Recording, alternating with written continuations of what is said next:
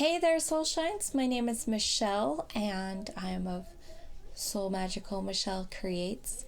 Today I am talking to you about crochet technique. I know there are a lot of videos out there teaching people how to do the basic stitches of crochet, but sometimes when you hear it from a different person, it makes more sense to you. So I thought I would make my own videos on it. Today we're going to talk about the chain stitch.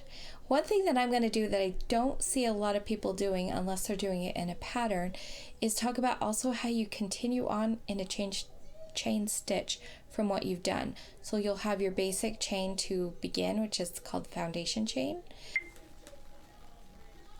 This is my first time doing this. This is very awkward.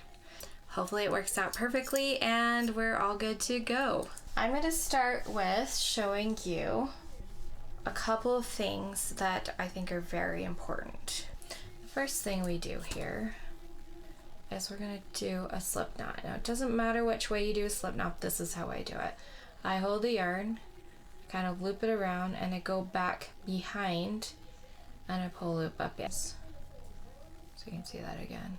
Go behind, pull a loop back up in, and a lot of times I use the hook to pull it up, and it's already on the hook. The first thing I'm going to do is show you the differences in chains and why and how they look. This is a very small hook. This is a size D, and I'm going to show you how it looks to do. I'll show you in more detail how to actually make the chains, but that's how tiny it looks, okay?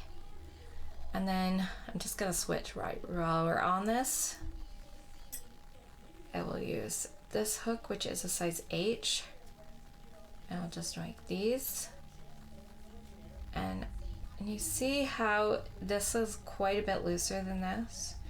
To really emphasize it, I'm going to switch to, this is an N, a size N hook. This is a really big hook. I rarely use this one. If I worked with chunky yarn, I would. And this one, you can really see that just by changing your hook size, you're changing the stitch size, okay?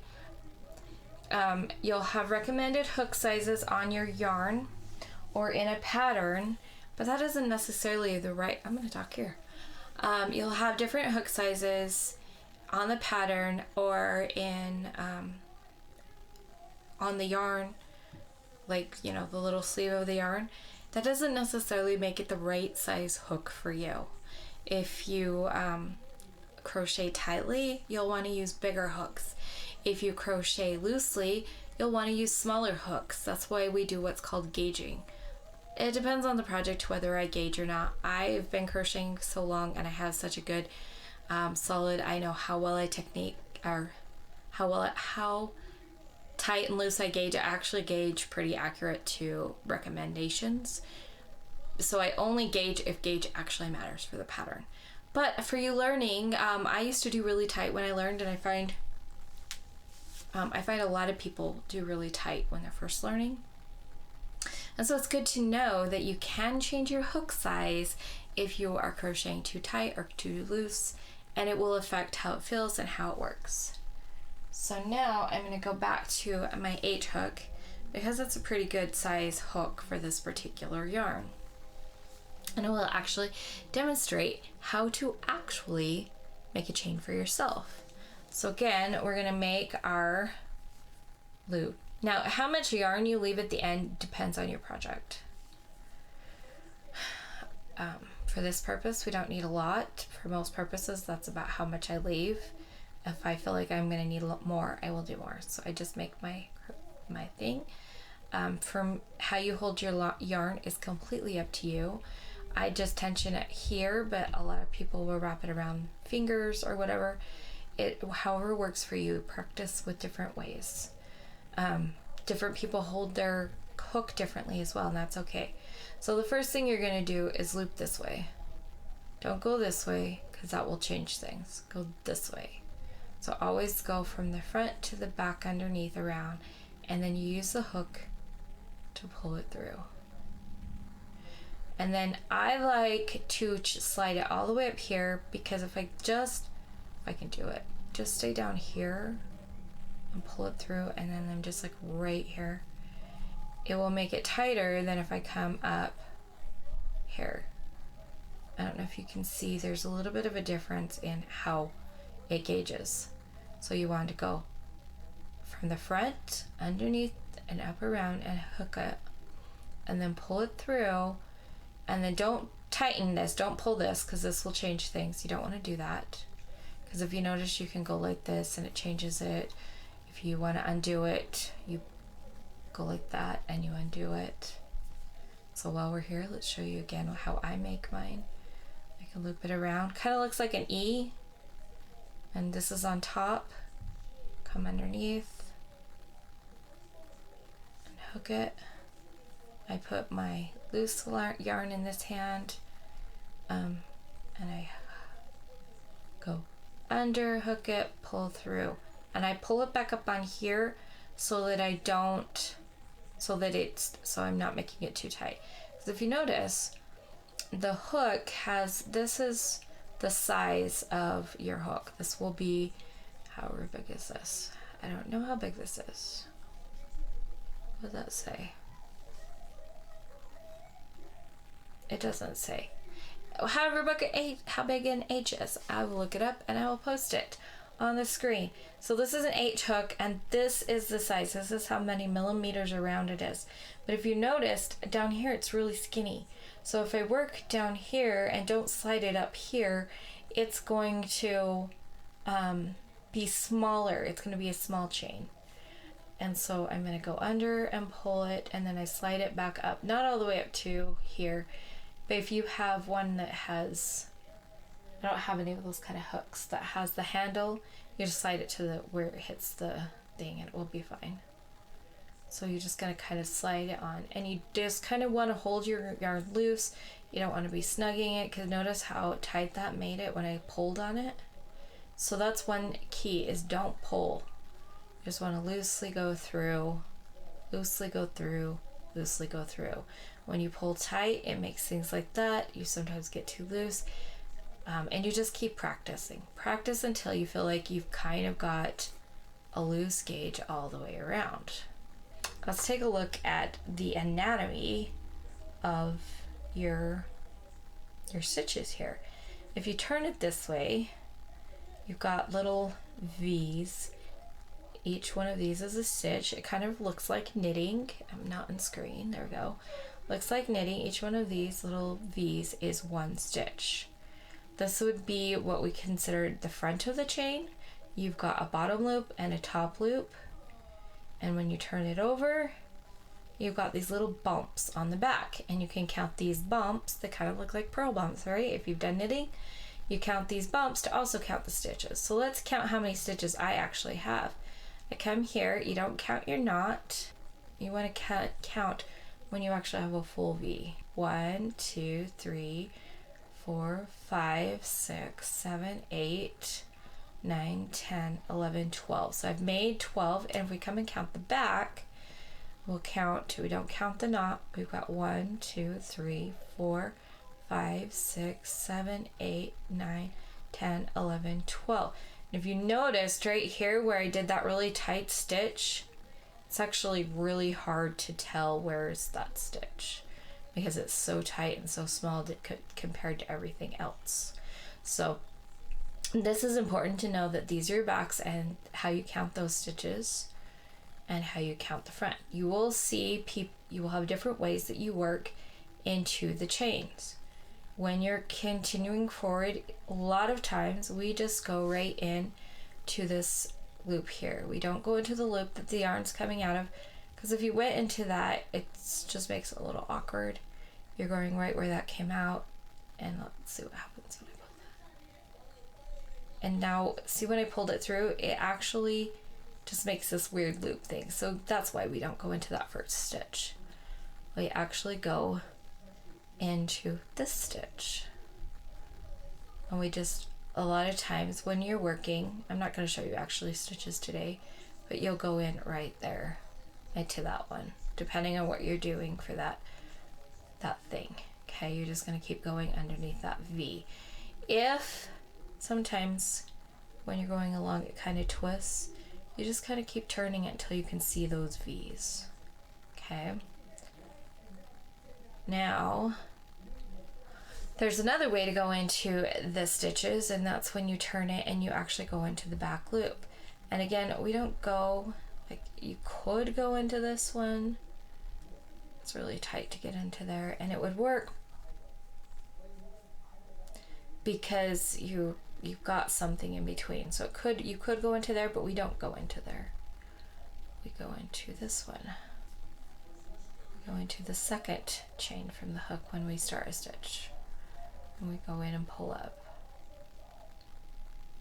all of these. Sometimes going in the back loop is really hard, and I think that's why more people don't go into it. I'm actually just going to do some stitches,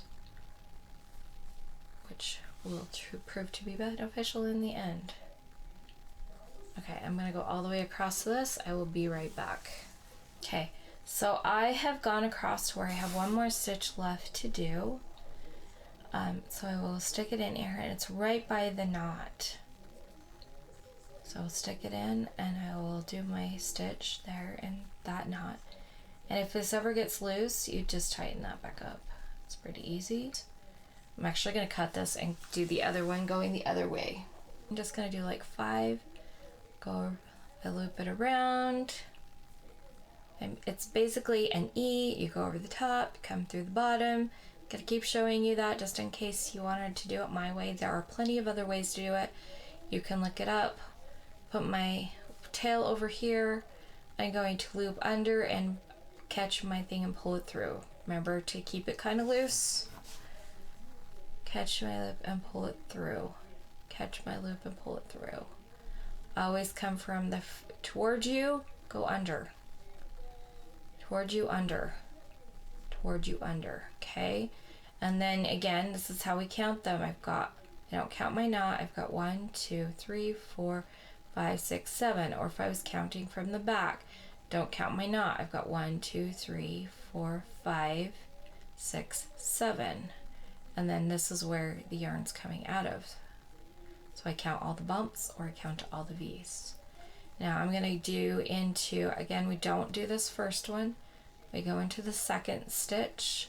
I'm going to hurry and quickly do a stitch across here. I've got one more stitch. Here's my knot. Here's my last stitch. And I'm going to go in that one. I'm going to go just like I did before. I was going to redo this because I didn't like the way it looked, and I got thinking about something. When I'm chaining along, I just keep going like this, and I keep pulling through, and then I hold it and I move up. And that's something that I think is also good to know. When I need to move up, I hold it and I move my hand up. If I need to keep going, and a lot of times we make really big chains, hold it, move my fingers up.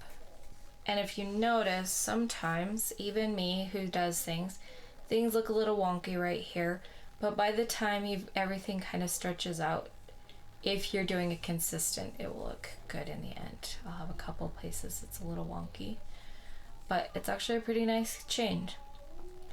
And then again, I can either go in here to start it, or I can flip the chain over and go in here.